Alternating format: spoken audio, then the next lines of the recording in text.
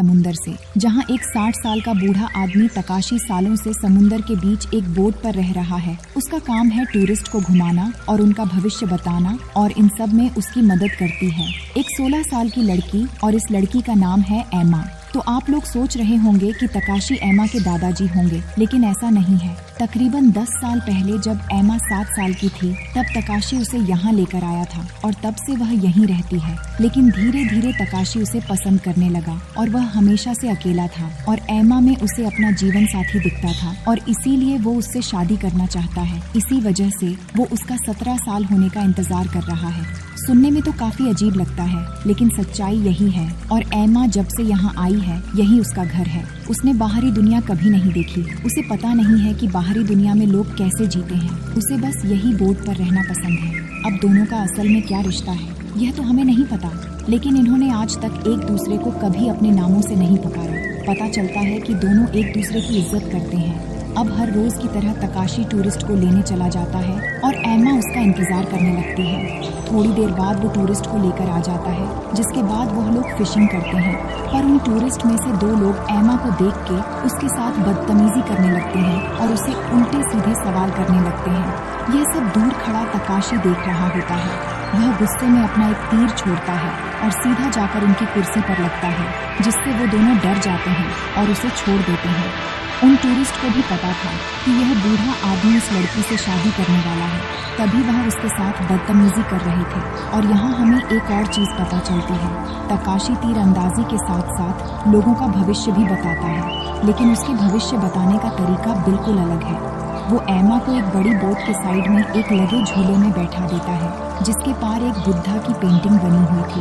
अब तकाशी उस पेंटिंग पर 3 तीर चलाता है, जिसे लेकर वो उसके पास आती है और उसके कान में कुछ बताती है, जिसके बाद तकाशी उसे भविष्य बताता है और वही भविष्य वह उस आदमी को बता देता है। आखिर एमा को भविष्य कैसे पता चला? क्या उसमें कोई अनोखी शक्ति है? यह आपको आगे पता चल जाएगा। कुछ समय बाद एमा अब 17 साल की हो जाती है। उसकी एमा के प्रति कभी कोई गंदा विचार नहीं था। वो जैसे और लोगों के लिए सख्त है, वैसे ही एमा के लिए बहुत ही नरम है। अब कहानी आगे बढ़ती है और कुछ दिन बाद एक बार फिर से बोट पर 2 टूरिस्ट आते हैं और उनके पास कैमरा देखकर एमा को बहुत ही अजीब लगता है कि आखिर यह क्या चीज है। उसने आज तक कभी भी कैमरा नहीं देखा था। अब वो लोग उसे अपने पास बुलाते हैं और उसके साथ फोटोज क्लिक करते हैं। फिर लेकिन बीच में उनकी नीयत खराब हो जाती है, जिससे तकाशी देख लेता है और एक तीर छोड़ता है, जिससे वह डर के उससे दूर हो जाते हैं। पर यह लोग ऐसे मानने वाले नहीं थे। वो प्लान बनाते हैं कि वह उस बूढ़े आदमी को रस्सी में बांध देंगे और फिर वह लड़की के साथ कुछ भी कर सकते हैं। अब कुछ देर बाद वो अपने इस प्लान को अंजाम देते हैं, पर एमा उनके हाथ नहीं आती। वो इस बोट पे पिछले 10 सालों से रह रही थी और उसने अपना पूरा बचपन यहीं बिताया था, और यही वजह थी कि वह यहाँ के हर एक कोने को जानती थी। वो बोट के टॉप पर पहुँच जाती है और वहाँ से एक तीर चलाकर उन दोनों को घायल कर देती है, जिससे वो दोनों वहाँ से भाग जाते हैं। अब धीरे धीरे समय बीतने लगता है और कैलेंडर में शादी का दिन और करीब आने लगता है, यानी कि कुछ दिन बाद एमा का जन्मदिन भी आने वाला है। अब कुछ समय बाद कुछ और टूरिस्ट बोट पर आते हैं और उनमें से एक 20 साल का लड़का भी होता है, जिसे देख के एमा उसकी तरफ अट्रैक्ट होती है, क्योंकि वह दोनों एक ही उम्र के थे। वो बोट के किनारे हेडफोन में गाने सुन रहा था, जिसे एमा देख लेती है और उसे वो हेडफोन काफी अच्छे लग रहे थे। इसीलिए वो बिना सोचे उसके पास जाती है और उसे वह लेके अपने कानों में लगा लेती है। और वह लड़का भी कुछ नहीं कहता, क्योंकि उसे पता था कि वह बहुत ही मासूम है। थोड़ी देर बाद वह लड़का उसे पूछता है कि क्या वह बूढ़ा आदमी तुम्हारे दादाजी हैं? तुम कौन सी क्लास में हो? तुम्हारा घर कहाँ है? एमा कुछ भी जवाब नहीं देती, बस हंसते हुए गाने को एंजॉय करती है। तभी वहाँ तकाशी आ जाता है। उस लड़के को यह थोड़ा अजीब लगता है, लेकिन वह सोचता है कि शायद यह इसके दादाजी होंगे। अब टूरिस्ट ज्यादा होने की वजह से सारे लोग आज यहीं बोट पर रेस्ट करते हैं, और रात में जब सभी लोग सो रहे थे, तब वह लड़का पानी पीने उठता है और देखता है कि वह बूढ़ा आदमी उस लड़की को अपने हाथों से नहला रहा है। और यह नज़ारा देखकर वह पूरी तरह से शॉक हो जाता है, क्योंकि उसके लिए काफी अजीब था। क्या कोई ग्रैंडफादर अपनी 17 साल की लड़की को इस तरह खुद के सामने ही नहला सकता है? पर वह उस समय कुछ भी नहीं बोलता। अब अगली सुबह वो लड़का अपने डैड से कल रात की बातें शेयर करता है। और पूछता है कि क्या यह आदमी उस लड़की के दादाजी हैं। तो उसके डैड बताते हैं कि जब ये लड़की 7 साल की थी तो ये आदमी उसे लेके आया था और फिर तब से ये लड़की इसी के साथ रह रही है। इसने आज तक बाहर की दुनिया कभी नहीं देखी है और ये बोट इसकी दुनिया है। और ये सारी बातें सुनकर उस लड़के को एमा के लिए बहुत ही बुरा लगता है, पर वह कुछ कर भी नहीं सकता। अब तकाशी सेम उसी तरीके से उसे भविष्यवाणी बताना चालू कर देता है।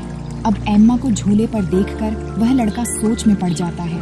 उसे लगने लगा था कि यह आदमी उस मासूम सी लड़की का बस इस्तेमाल कर रहा है और कुछ नहीं। और इन सब के बाद आखिर उस लड़के के जाने का समय हो जाता है और एम्मा उसे जाते हुए उसकी बोट के पास खड़ी हो जाती है। एम्मा कहीं ना कहीं उस लड़के को पसंद करने लगी थी। अब जाते जाते वह लड़का उसे अपना हेडफोन दे देता और एक प्यारी सी मुस्कुराहट के साथ वहाँ से निकल जाता है। अब उन दोनों की नजदीकियाँ देखकर तकाशी खुश नहीं होता। वह चाहता था कि एमा बस उससे बातें करे, उसकी केयर करे, न कि किसी और की। अब कुछ समय और बीतने लगता है और हम देखते हैं कि एमा पहले की तरह तकाशी का इंतजार नहीं करती। जब से वो उस लड़के से मिली है उसमें बदलाव आ गए हैं। पहले जब तकाशी बोट से वापस आता था तो वो भागते हुए उसके पास आती थी, लेकिन अब वह ऐसा नहीं करती। वो एक कॉर्नर पर बैठकर उस लड़के के दिए हुए हेडफोन से गाने सुन रही होती है, जिसे देख के वो बूढ़ा आदमी बहुत गुस्से में आ जाता है और उसे हेडफोन को छीन के अपने पास रख लेता है। तकाशी की हरकत एमा को बिल्कुल भी पसंद नहीं आती। अब एक दिन तकाशी अपने साथ एक टूरिस्ट लेके आता है फिशिंग कराने के लिए। तो वो बाजार से एक नेकलेस भी लाया था ताकि वह एमा को मना सके, लेकिन जब वो उसे पहनाता है तो वो उसे उतार कर फेंक देती है और जानबूझ के जाके उस टूरिस्ट के पास बैठ जाती है। यह देखकर वो टूरिस्ट भी उसका फायदा उठाने लगता है, पर तभी वहाँ तकाशी आता है और उस टूरिस्ट को भगा देता है। लेकिन एमा अभी भी उससे नाराज थी। वो चुपचाप जाके सो जाती है। अब जब रात में वह आदमी उसे नहलाने की कोशिश करता है तो वह उसे अपने आप को टच करने नहीं देती और कुछ इस तरह से वह खुद के गुस्से को जाहिर कर रही थी, जो तकाशी अच्छे से समझ रहा था। इसलिए अब वह कैलेंडर में बचे हुए दिनों को क्रॉस करने लगता है और उसे अब अगले महीने की 12 तारीख का इंतजार नहीं है। वह जितना जल्दी हो सके उससे शादी करना चाहता है, क्योंकि उसके बाद एमा के ऊपर उसका पूरा हक होगा। अब इसी तरह से दिन बीतने लगते हैं और धीरे धीरे वह बूढ़ा आदमी शादी की तैयारियों में तेज करने लगता है, पर एमा अभी भी गुस्से में थी। ऐसे ही एक दिन अचानक से वह यंग लड़का दोबारा उस बोट पर आता है और अब से हम इसको केंजो कह के बुलाएंगे। उसे देखकर एमा बहुत ही खुश होती है और मानो उसके लिए खुशियाँ वापस आ गई थी, पर अब बूढ़े आदमी के लिए मुसीबत बढ़ गई थी। अब केंजो ने उसे अपना वो हेडफोन गिफ्ट के तौर पर दिया था। वैसे ही एमा उसे एक डमरू गिफ्ट करती है, जिसे देख के वो लड़का बहुत खुश होता है और उसके साथ एक सेल्फी लेता है और एमा भी बहुत ही खुश थी। लेकिन तभी वहाँ तकाशी आ जाता और उसकी तरफ एक तीर छोड़ता है और उसी तरह से जैसे वह सालों से करता आ रहा है। लेकिन इस बार एमा उसका तीर निकाल कर तोड़ देती है और गुस्से में वहाँ से चली जाती है। अब रात हो जाती है और जब तकाशी सब काम करके वापस रूम में आता है तो एमा को नहलाने के लिए, लेकिन वह उसे वहाँ नहीं दिखती। वह बूढ़ा आदमी समझ जाता है कि वह कहाँ गई होगी। वह फौरन उसी लड़के के रूम में जाता है जहाँ एमा उसके साथ में थी और यह नज़ारा देखकर तकाशी गुस्से से पागल हो जाता है। वह फौरन उस लड़के को छोटी बोट पर बैठा देता है और उसे वहाँ से भगा देता है और केंजो जाते जाते कहता है कि यह तुम ठीक नहीं कर रहे हो। तुमने इस मासूम सी लड़की को इतने सालों से उसके माँ बाप, उसके घर वालों से दूर रखा हुआ है। तुमने उसके माँ बाप के बारे में ज़रा भी नहीं सोचा, उनमें क्या बीत रही होगी। लेकिन अब ऐसा नहीं होगा। मैं इस लड़की को यहाँ से ले जाऊँगा और उसके पेरेंट्स को भी खोजूँगा। यह सारी बातें सुनकर तकाशी थोड़ा घबरा जाता है, क्योंकि उसके लिए एमा ही उसकी ज़िंदगी थी। अगर एमा यहाँ से चली गई तो उसका क्या होगा। लेकिन दोस्तों, यहाँ अब एमा भी बदल चुकी थी। उसे भी अब दुनिया देखनी थी। उसे लगने लगा था कि तकाशी ने उसे कैद करके यहाँ रखा हुआ है और इसी वजह से एक दिन वह खुद बोट लेकर वहाँ से भागने की कोशिश करती है।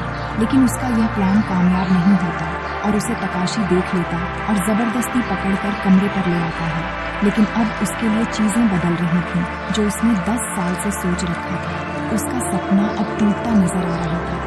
इसीलिए वह फैसला करता है कि वह जल्द से जल्द उससे शादी करेगा ताकि एमा उसे छोड़कर ना जाए। और तकाशी अब शादी का इंतजाम करना शुरू कर देता है। जो बिस्तर 10 साल से उन्हें एक दूसरे से दूर सुलाता था, आज वो उन्हें एक साथ कर देता है। उसने मन ही मन उसे अपना सब कुछ मान लिया था। अब कुछ दिन बाद का समय दिखाया जाता है, जहाँ वो यंग लड़का एक बार फिर से आता है, पर इस बार वह किसी और की बोट से आया था। उसने अपना करा हुआ वादा पूरा किया वो वहाँ खड़ी एमा को उसकी मिसिंग पोस्टर दिखाता और कहता है कि तुम्हारे माँ बाप तुम्हें ढूंढ रहे हैं। और यह पोस्टर देखकर तकाशी बहुत गुस्सा होता है और उस पेपर को फाड़ देता है और वहाँ से उसे जाने को कहता है। लेकिन केंजो उसकी बात नहीं सुनता और वह बार बार एमा को समझाता है कि तुम्हारे माँ बाप तुम्हें 10 सालों से ढूंढ रहे हैं। मुझे पता है कि तुम्हें यह जगह बहुत पसंद है, लेकिन इसके बाहर भी एक दुनिया है। तुम हमेशा यहाँ नहीं रह सकती। यह सुनकर एमा सोच में पड़ जाती है, पर तभी तकाशी एक बार फिर से उसकी तरफ तीर चलाता है, लेकिन इस बारी उसके सामने ढाल बनकर एमा खड़ी हो जाती है और यह हमें दिखाता है कि एमा भी अब यहाँ से आज़ाद होना चाहती है। यह देख के वो बूढ़ा आदमी अपना धनुष नीचे कर लेता है। अब उसी रात एक बहुत ही तेज तूफान आता है, पर यह समुंदर का तूफान नहीं था, बल्कि तकाशी को आने वाले दिनों का संदेश दे रहा था कि अब कुछ बहुत ही बड़ा होने वाला है। उसी रात तकाशी एमा को अपने पास सुलाने की कोशिश करता है, लेकिन वह बार बार जाने की जिद कर रही थी और इसी गुस्से में वह पहली बार तकाशी पर हाथ उठा देती है। यह देखकर तकाशी बिल्कुल शॉक हो जाता है। अब अगले दिन वह बहुत ही गुस्से में अपनी शिप के मोटर ठीक कर रहा होता है और तभी उसके सर पे चोट लग जाती है और यह जब एमा देखती है तो उसे बहुत ही बुरा लगता है। वो फौरन उसके पास आकर उसके जख्म को ठीक करने लगती है, पर तकाशी गुस्से में उसे भी थप्पड़ मार देता है और वह यहाँ नहीं रुकता। वो उसे दोबारा थप्पड़ मारने के लिए हाथ उठाता है। तब तक वहाँ केंजो आ जाता है और कहता है कि तुम्हारे मन में क्या है? तुमने एक मासूम लड़की को खुद के डिजायर के लिए यहाँ कैद करके रखा हुआ है। तुम्हें बस इस लड़की का शरीर चाहिए और कुछ नहीं। यह अच्छा नहीं है, तुम बहुत गलत कर रहे हो। वो कहता है कि मुझे भी इस लड़की का भविष्य जानना है कि क्या यह तुमसे शादी करेगी या मेरे साथ जाएगी। अब तकाशी एक बार फिर उसी तरीके से एमा को झूले पर बैठा है और तीर चलाता है, लेकिन इस बारी उसका निशाना डगमगाने लगता है और उसे पसीने छूटने लगते हैं। ये देखकर केंजो झूला खींच लेता है और एमा पानी में गिर जाती है। वो फौरन जाकर उसे बचाता है और इसके बाद वो ऊपर आके तकाशी के कान में कुछ कहती है और वही बात तकाशी केंजो के कान में कहता है और भविष्यवाणी जानने के बाद वह तकाशी से रिक्वेस्ट करता है कि इसे जाने दो, इसे भी बाहर की दुनिया देखने का हक है। ये सुनकर तकाशी और गुस्सा हो जाता है और उसने जो सालों से शादी के कपड़े इकट्ठा किए थे वो बाहर फेंकने लगता है, क्योंकि उसने जो सोचा था वो नहीं हो पाएगा। वो पूरी रात उन कपड़ों को देखते हुए गुजार देता है और अगले दिन केंजो एमा को लेकर तकाशी से मिलने आता और कहता है कि अब हम जा रहे हैं। अब तकाशी उन्हें कुछ नहीं कहता, क्योंकि उसे पता था कि यही उनका भविष्य, जो कि वह बदल नहीं सकता, वो उन्हें जाने देता है और दोनों बोट से निकल जाते हैं। पर थोड़ी दूर जाकर वह रुक जाती है और ऐसा लग रहा था कि मानो शायद वो किसी चीज से अटक गई हो। वो चीज कोई और नहीं बल्कि तकाशी का गला होता है। जी हाँ दोस्तों, उसने अपने गले में उस रस्सी को बांध दिया था ताकि एमा के जाते ही उसकी मौत हो जाए और जीते जीते एमा उसे दूर ना हो पाए। अब एमा यह देखकर समझ जाती है और वह रोते हुए तकाशी के पास आती है और उसे गले से लगा लेती है। वो दोनों एक दूसरे को देखकर रोने लगते हैं और गले लग जाते हैं। वहीं पास में खड़ा केंजो भी समझ जाता है कि जैसा उसने सोचा था इनका रिश्ता वैसा नहीं है, ये बहुत ही पवित्र है। उस बूढ़े आदमी को किसी जिस्म जैसी चीजों का शौक नहीं था। उसे उस लड़की से इतना लगाव था कि उसके लिए मौत भी छोटी पड़ रही थी। यही वजह कि उसने खुद की जान लेने की सोची। अब अगली सुबह एमा उस बूढ़े आदमी को नहलाती है और उससे शादी का जोड़ा पहनाती है और खुद भी पहनती है, यानी कि उसने फैसला कर लिया है कि वो अब शादी करेगी। वो बूढ़ा आदमी इकट्ठा करी हुई सारी चीजें उसे पहना देता है और फिर दोनों छोटी बोट पे चले जाते हैं, जहाँ उनकी पूरी रीति रिवाजों के साथ शादी हो जाती है। अब दोनों बहुत ही खुश थे और कुछ देर बाद वह थोड़ी दूर जाकर वह बोट रुक जाती है। दूर खड़ा केंजो यह सारी चीजें देख रहा था, लेकिन उसे अब बुरा नहीं लग रहा था। वहीं तकाशी अब एमा को अपनी वही धुन सुनाता है जो हमेशा से बजाता आ रहा है और उसे सुनते ही वह सो जाती है। पर यहाँ कुछ बहुत ही अलग होता है जो आपने सोचा भी नहीं होगा।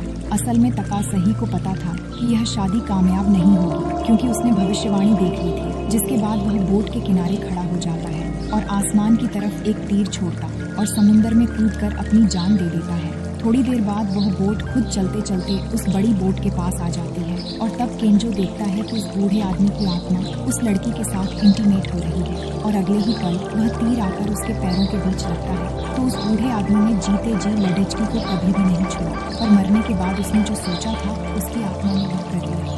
अब थोड़ी देर बाद एमा उठ जाती है और वह दोनों उस बोट से एक नई जिंदगी की तरफ निकल पड़ते हैं। पर पर यहाँ हैरान करने वाली बात यह थी कि उनके पीछे पीछे वो बड़ी बोट भी अपने आप आ रही थी। मतलब कि तकाशी की आत्मा अभी भी इनके पीछे आ रही थी। पर जैसे ही एमा उसे गुड बाय कहते हुए हाथ हिलाती है, वो नाव खुद रुक जाती है। तकाशी की आत्मा को अब शांति मिल गई है और इसी के साथ ये कहानी ही खत्म हो जाती है। Thanks for watching.